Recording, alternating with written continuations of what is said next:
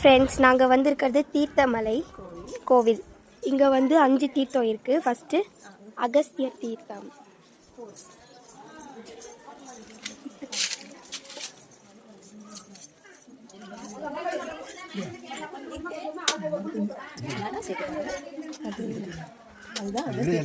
அதுதான் அகஸ்தியர் தீர்த்தம். நெக்ஸ்ட்டு அக்னி தீர்த்தம். இங்கே பாருங்க, நிறைய கூட்டமாக இருக்கு. அங்க கொடுக்கறது தான் தீர்த்தம். அதுக்குள்ளதான் ஹோல்குள்ளதான். இப்போ நெக்ஸ்ட் ராமர் தீர்த்தம். ராமர் தீர்த்தம் பாருங்க, மேலேருந்து தண்ணி வருது.